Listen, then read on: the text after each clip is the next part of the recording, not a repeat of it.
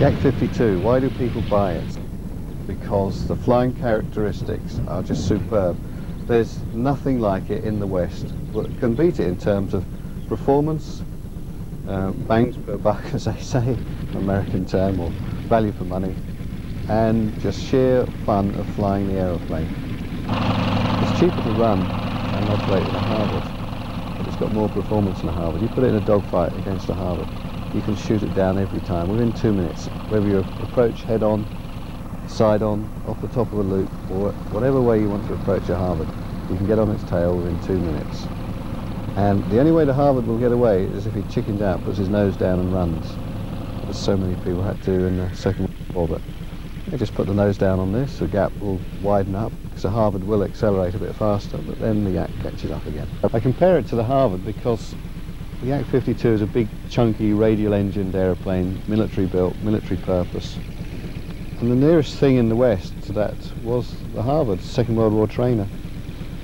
If you want to look down the scale to another Western aeroplane, you could use the Chipmunk, because it is a trainer, but it's just a complete class difference between the two aeroplanes. The Yak will cost the same as a Chipmunk. A Harvard costs in the region of 80 to 100,000 pounds. We don't just supply the aeroplane and let you get on with it. What we do then, we provide 5 hours or longer of training included in the purchase price, free of charge. We want people to be safe with the aircraft. And for that we're using Skytrace over here at Halfpenny Green.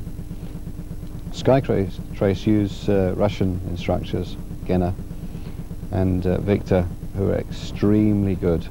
They're military trained Russian instructors, and they fly by numbers, complete precision. If you don't do it right, you'll be told.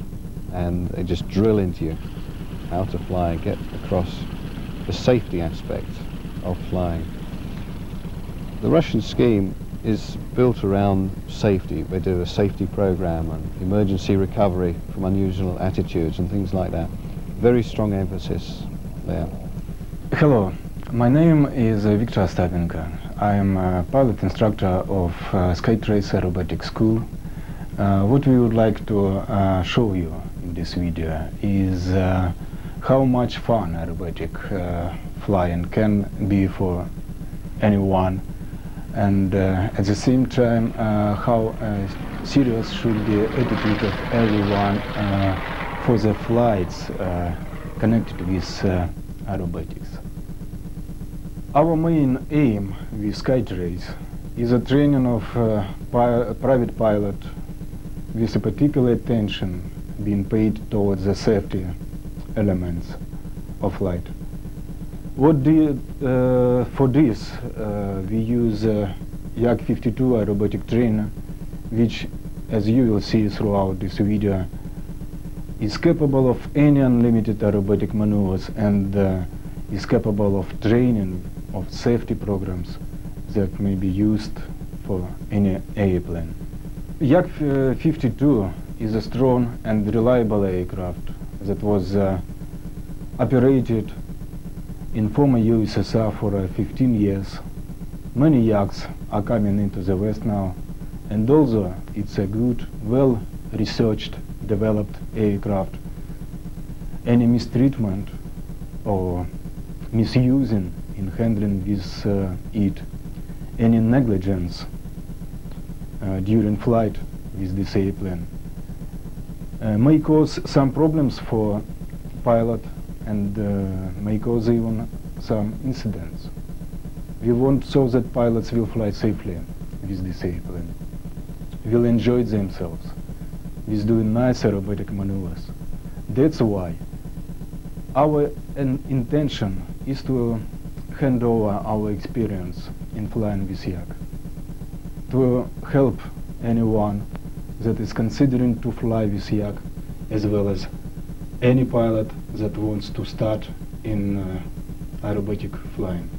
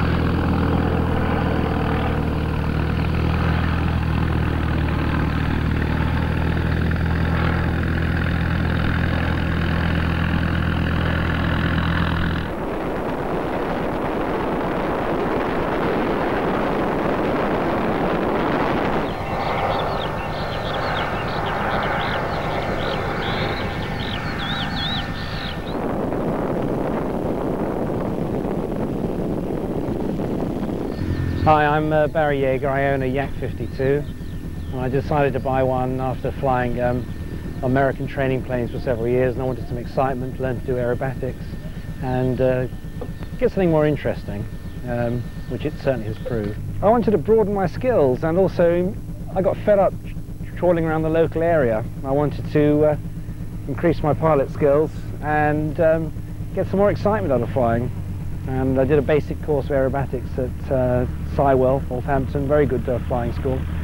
And then there's no point in doing these sort of courses without taking it on further with your own plane. And I then had to choose an aerobatics plane, and perfect timing, the YAK became available.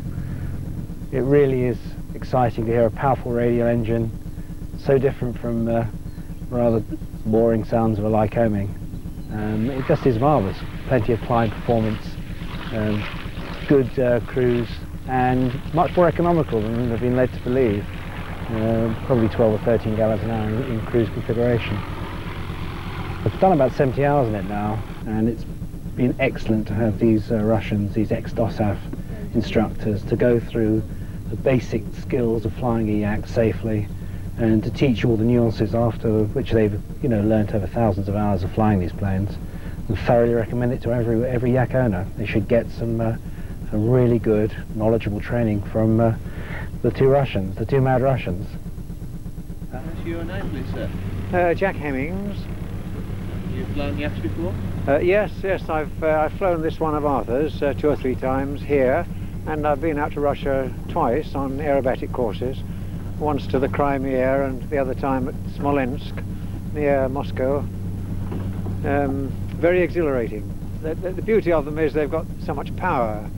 They're very powerful, and they'll do any of the arresty manoeuvres, and they're very forgiving if you get it totally wrong. It's sort of they allow you to sort it out. So they're really a pleasurable aeroplane altogether. And you're here today to do some... Yes, well, while Genna and Victor are here from Russia, I thought I'd take the opportunity of coming up and having a fly with them, maybe with both of them. I'll be here today and tomorrow, do a few aerobatics. I mean, I have an aeroplane, but it's non-aerobatic, you see, so I can't do the amusing things in it.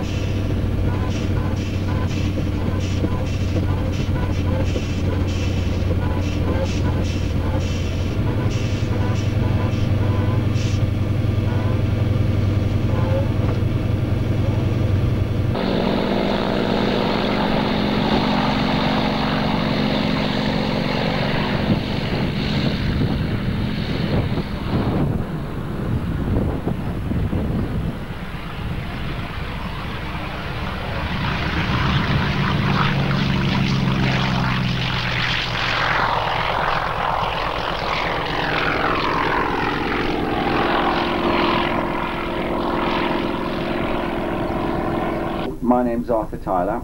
I look after the European end of Skytrace, which is a professional enterprise, Russian enterprise set up by Russian pilots to teach advanced aerobatics to Europeans and to promote a thing called a safety program to European YAK pilots. The aircraft's become very popular in Western Europe recently, and these are the people that are needed to qualify and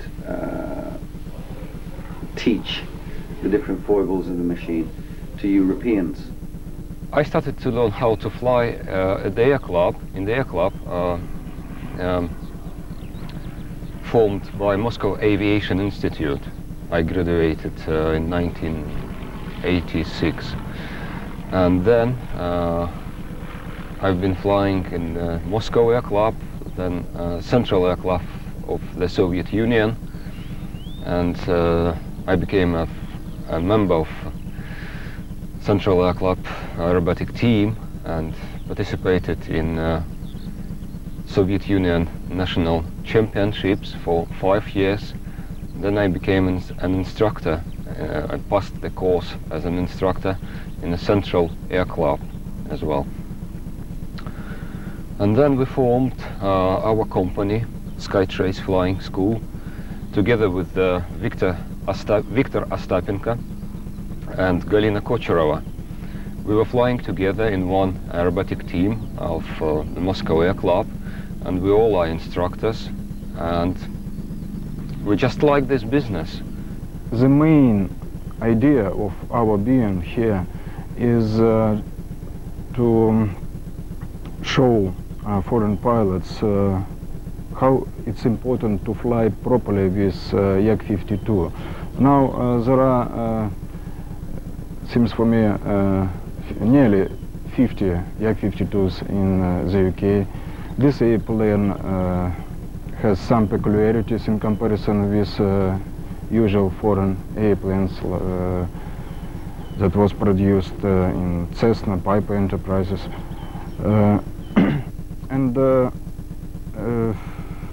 it's quite important to fly with YAK-52 properly, with taking into account the safety limits during flight. Aerobatics is a very interesting, nice field of human activity, and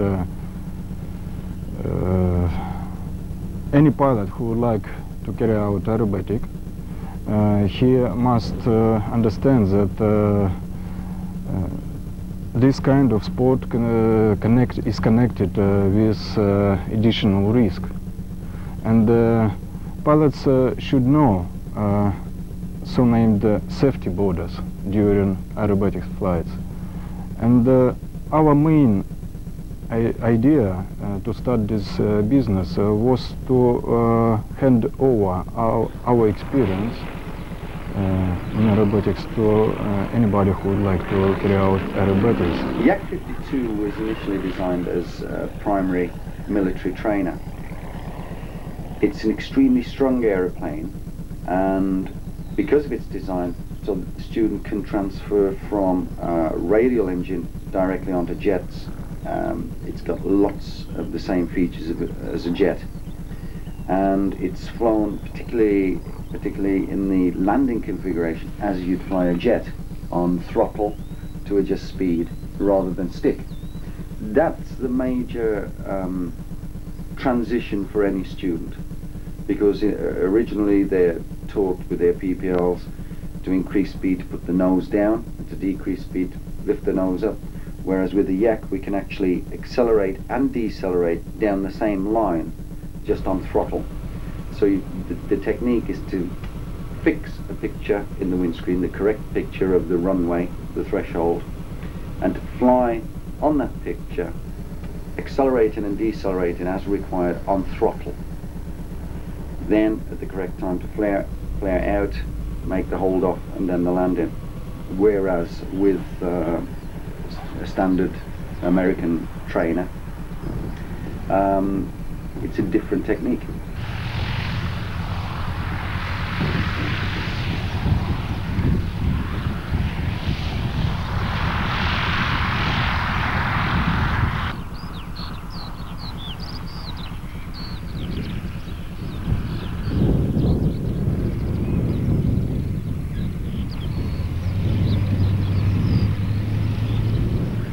Before every flight, pilot must carry out pre-flight checks of the aircraft. Initial point for checks is the propeller of the aircraft. We must check all cutter pins, safety wires, installation marks on the propeller and surface of those without cracks or any damages. One side and other side as well. Also, engine cowl flaps must have free movement, and also without any cracks or deformations. Next we have to check the locks of engine cowls. All locks are locked reliably, this panel closed. Then we have to check oil cooler, which must not have any oil leaks. This panel must be closed.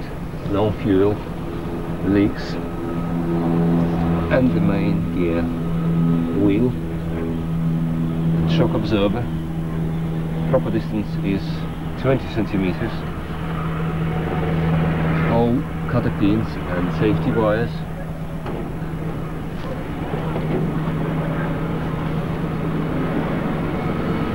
Good.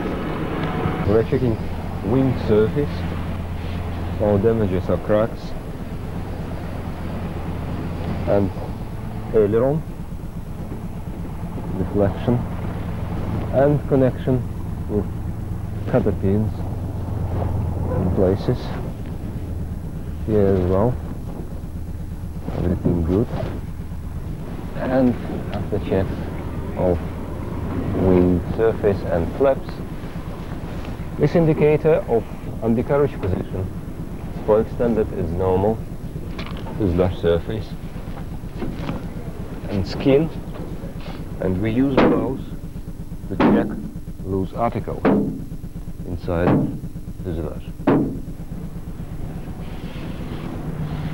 Horizontal stabilizer, deflection of elevator surface, connection, good.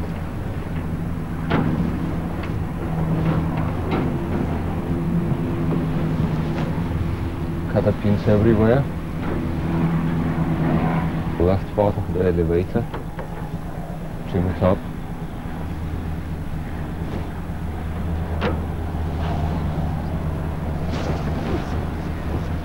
The wire. Fixed reliably. Surface aerial.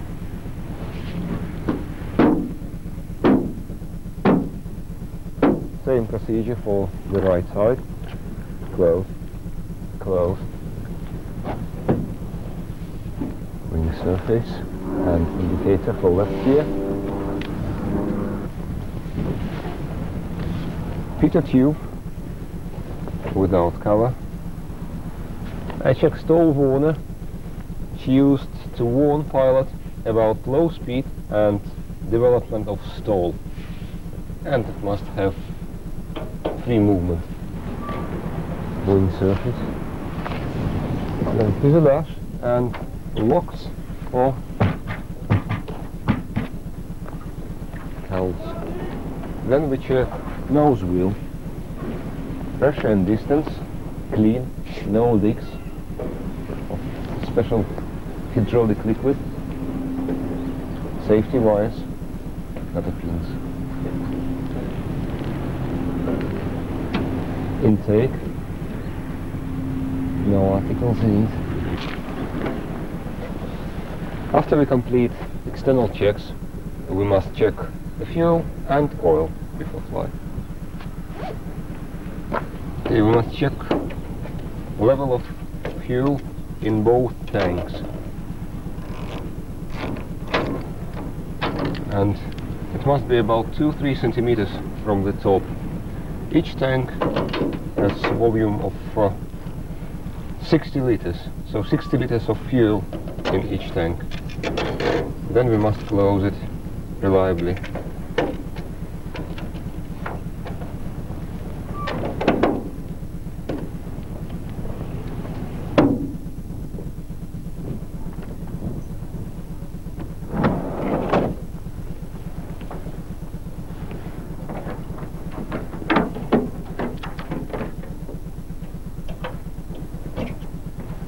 We are checking oil now.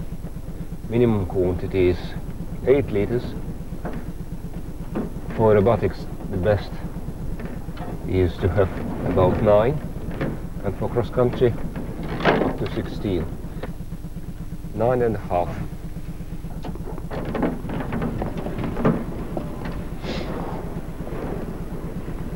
And the ruler must be closed reliably, otherwise it's possible to get oil during flight on the cockpit.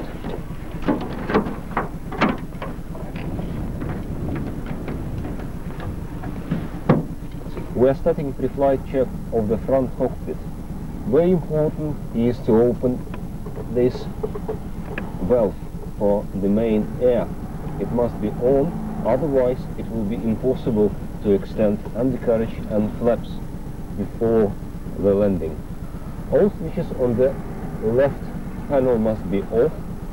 Flaps are in upper position, trimmer set neutral for dual flight, friction lever loose, pitch fully forward, throttle fully back, fuel cutoff fully forward, magneto zero, undercarriage control down and locked, starter covered, pressure is sufficient in main and emergency system, all glasses on instrumental panel are in place, G-meter set zero, altimeter zero.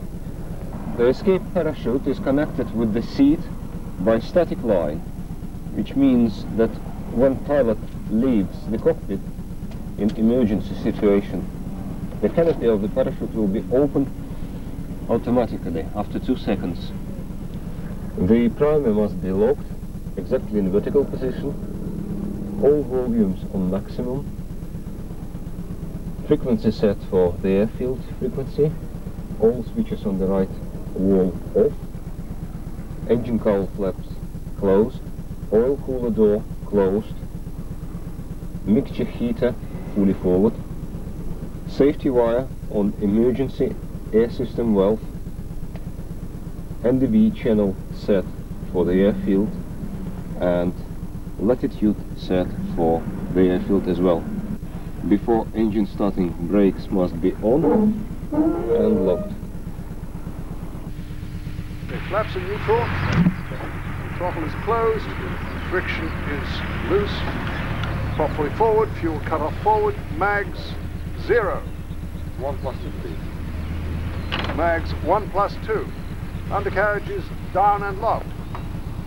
In the front, down and locked, and forward leaning also. Undercarriage to neutral and locked. Ignition cabin 1. Yep. I've got 50 and 50 main and reserve air. Glasses intact, beam to 0, altimeter 0. Glasses intact. All the readings look sensible. I've got 65 degrees on cylinder head. All the right hand switches are down. Brakes are off, and the brake override is off. That is to the rear position.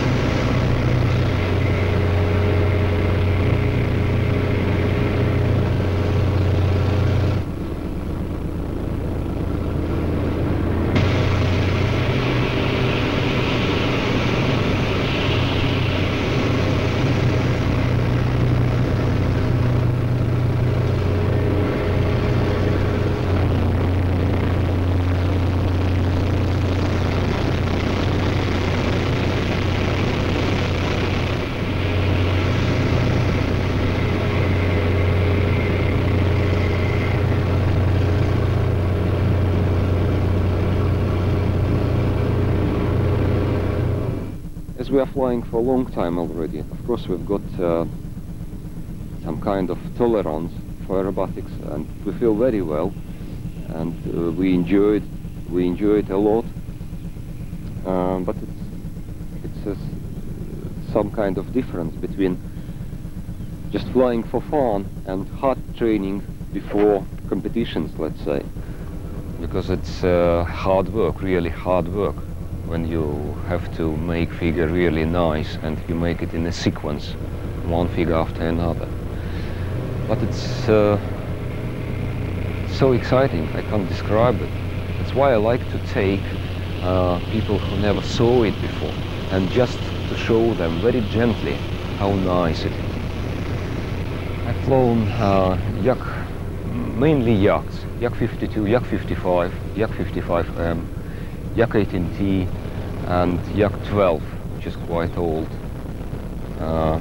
I've got some little experience flying foreign aircrafts like Cessna 152, 172, Zlin and Extra 300. So to compare with all of them, YAK-52 is the best trainer, I would say, and it's many, if it is possible to say, many function aircraft. It's possible to do anything with it. Full aerobatics, any maneuvers from Aresti catalog, and cross-country instrument flying, and it's very strong. You can do anything you want with this machine. Very reliable. If you operate with it properly, it's a very reliable machine. And I would say it's my favorite. You can see it's two-seater, and it's designed for initial training and full aerobatics. It has got a radial engine, 360 horsepower, and retractable undercarriage, flaps, and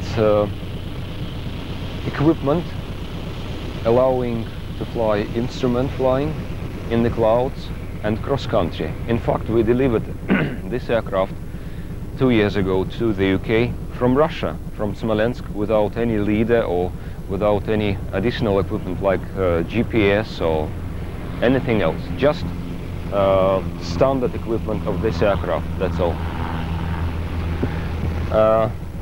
And in Russia,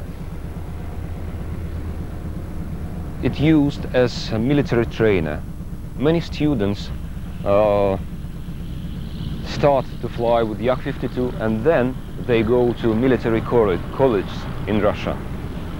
And also it used as an advanced aerobat for competitions. For many years we had Russian or Soviet Union, sorry, championship, national championship with YAK-52. So it's full aerobatics. And it's reliable. For example, you can make a forced landing on the field, not aerodrome somewhere. And according to manual, you have to do it with undercarriage up, so no wheels.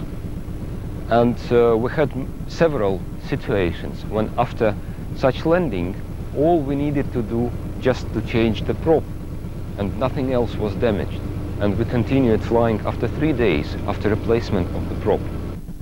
First time, my instructor showed me very exciting maneuver called abracadabra, which is very strong rotation. And it was my third flight only with this aircraft. And he never said what he's going to do. He just said, well, I'll show you something. Just make sure that canopy is closed reliably. I said, okay, just say. No, you'll be all right. And then he made abracadabra, and certainly my canopy was open during this maneuver. And imagine -4 G forces pulling you out of the cockpit, and very strong yaw, so wind blowing from one side. And I was so afraid to leave the cockpit. But that was funny. Well, I will try to describe it. So initially, it's a negative flick rotation. Flick rotation means that the aircraft has supercritical, so too big attack angle, and airflow on the wings becomes detached, broken, and one wing loses the lift power, lift force. Therefore, we can get very, very fast rotation using one wing with lift power still on. And it's negative. It means we have negative attack angle in the beginning of this maneuver. So it starts as a very fast negative flick rotation, but then instead of decrease of radius of rotation, we just increase it intentionally, and we can get in the same time rotation of the aircraft around 3 axes in the same time. So it's some kind of just roll around everything. Quite exciting and spectacular maneuver.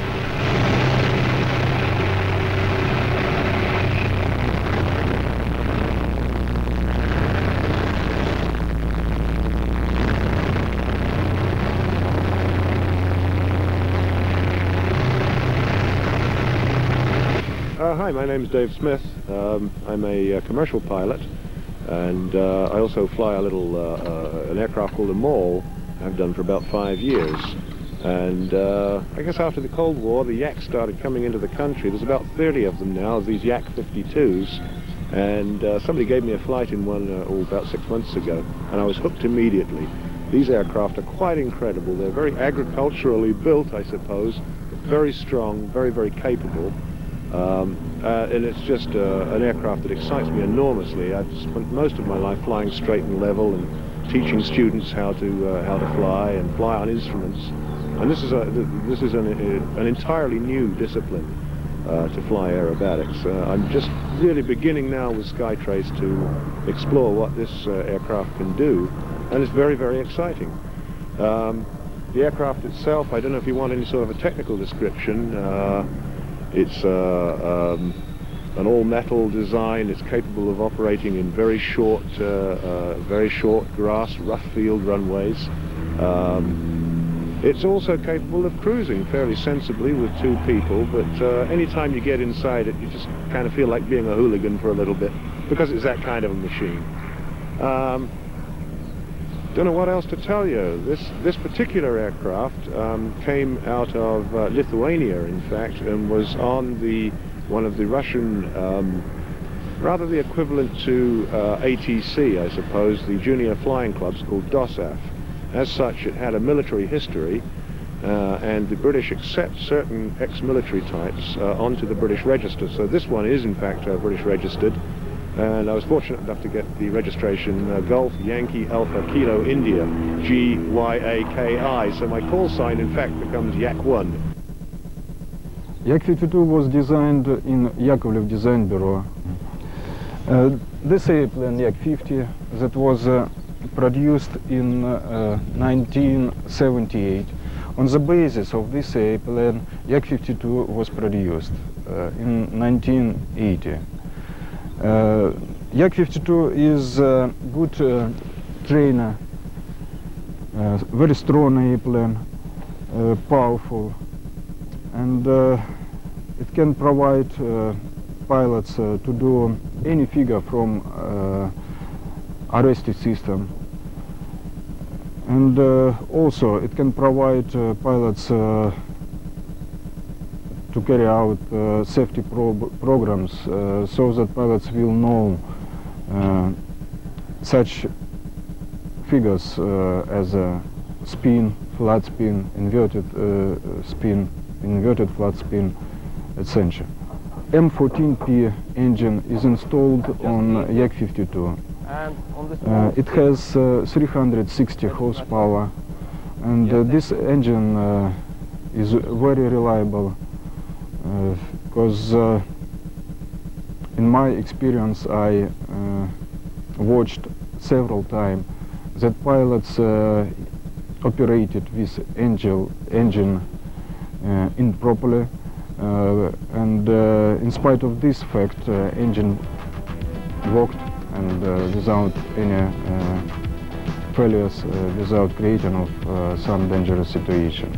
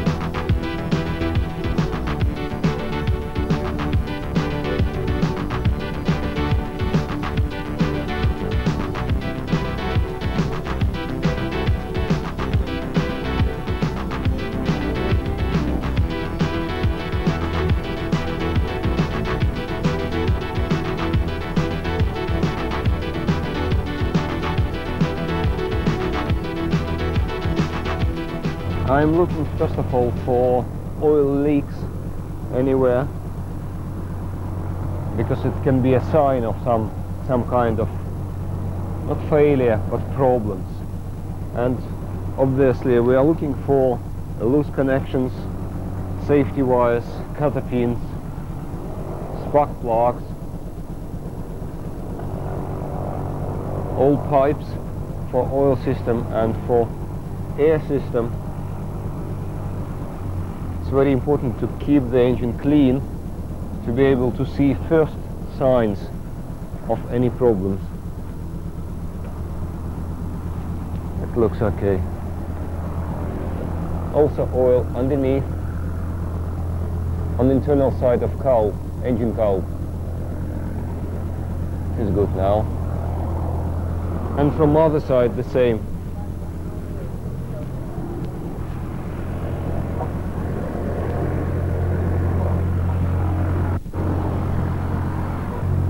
We are closing now. To close engine cowls you need 2 people.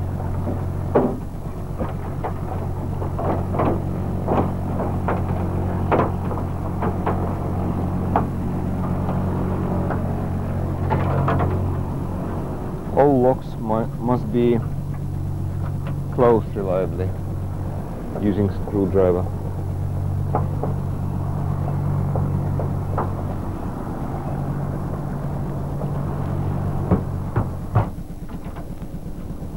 Same from other side.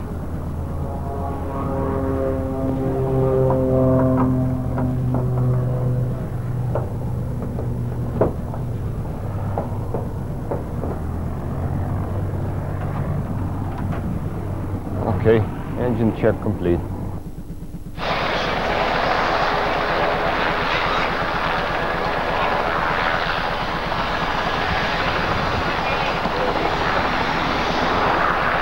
Retrieving 5, which will be 4, full straight down his over.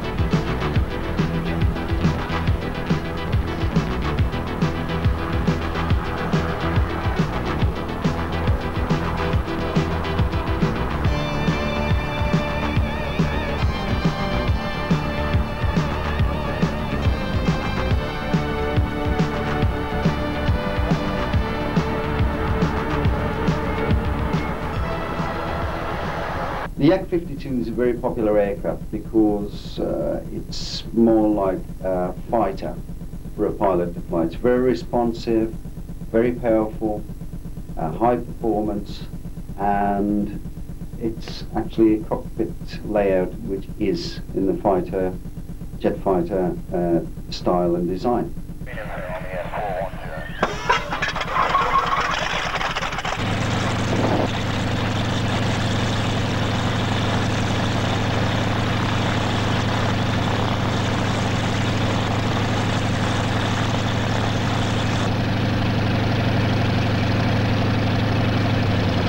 The main difference between the YAK-52 and, let's say, a standard touring aircraft, of course, is that it's fully aerobatic. It's also got a much better power-to-weight ratio, therefore the performance is better. It's got inverted systems, flying upside down, inverted manoeuvres are no problem at all. And it can perform every manoeuvre in the Oresti catalogue, straight through to the Lomshevacs, outside negative G manoeuvres, abracadabras, stuff like this.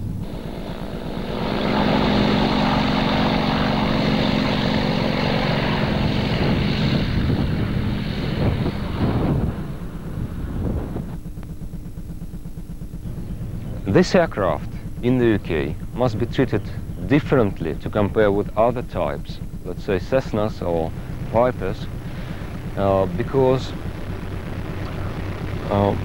it's just different, and it's maybe more complicated a little bit. And what worries us that people are buying yaks here and they think that if they've got PPL, private pilot license, and according to your law, according to rules, they can fly any type, single engine, weight less than certain kilos. But it's different, just different. And we would like to bring our experience and to train people properly, to show them all possible dangerous situations when they are flying this type. In our opinion, it's wrong practice that many pilots who keep, let's say, PPL, never done one spin in their life, which we think is wrong. At the top of the stall turn, we find that is the best way to enter a flat spin. A flat spin, and if you got it very quickly, rotates at about 360 degrees per second, and rate of descent can get up to as much as 70 meters per second, 250 foot per second, which is about the same speed as a skydiver. Now, the correct recovery from a flat spin gives the pilot a window of just over half a second to recover correctly on the vertical line down. If he misses that opportunity and only recover, the aircraft will flick roll into an inverted flat spin immediately. The combination of high plus G, minus G, and then again plus G, if the pilot isn't prepared, can very, very easily lead to a blackout. Every pilot should take a proper conversion course. In our opinion, that conversion course should take at least 10 hours as an absolute minimum for a very experienced pilot. For a junior pilot, we'd say much more than that, 15 to 20 as a minimum. This is to make the pilot absolutely safe, so he's fully conversant with all the systems of the aircraft, not only in the air, what can happen in the air, but how to operate it on the ground safely. So we operate a fully comprehensive ground school that incorporates everything from aerodynamics, mechanics, the physiological effects on the pilot if he's going into aerobatics, the whole aspect of it. The second type of course is for pure aerobatics, and essentially Skytrace will take anyone, no matter how experienced or inexperienced they may be. We can teach them aerobatics, from basic to unlimited world-class level, and several very senior display and successful competition pilots do train with us. Critique for advanced and unlimited training. Main idea of our training courses is to show any pilot who would like to carry out aerobatics these safety borders, to show them several procedures of recovery from unknown situations that can be caused during aerobatics, and to train them how to make proper decision during flight, how to operate YAK-52 properly. We can show any pilot not only how to do aerobatics, but what to do when aerobatics go wrong. For example, the stall speed of the aircraft is 110 kilometers an hour with power on and clean configuration. So what we can do is we'll show the pilot how he can fly at 50 or 60 in a parabolic arc, or it can stall in excess of 200, 220 kilometers an hour. Just show how wide the flight envelope is. Dynamic stalls at 200, 210, 220 kilometers an hour can be quite vicious. If you've got a bank on to the left, for example, and you want to over-pull on the stick, you can get, if you want, a dynamic stall to the right. So, although we're turning left, very steep turn, the aircraft can flick roll to the right and start a horizontal spin to the right, which is quite a shock for a pilot unless he's been shown what can happen. And of course the same thing applies to, let's say, anywhere around the loop. The aircraft can stall at any point in the loop, not simply because of low airspeed, but because of high alpha on the wings. And when that happens, or with the accelerated stall or dynamic stall, the aircraft can flick roll into different direction. So, to train these and to be taught how to recover from these is very important if a pilot wants to learn aerobatics and be safe. Not just the aerobatic maneuver that needs to be learned, what happens when that aerobatic maneuver goes wrong, that he must know about. And that's all incorporated within the safety course. In the UK, we train primarily at Haveney Green, which is about 15 miles west of Birmingham, central England. It's got unrestricted airspace, and it's an unpopulated area, believe it or not, particularly out to the west, the Severn Valley and the border counties.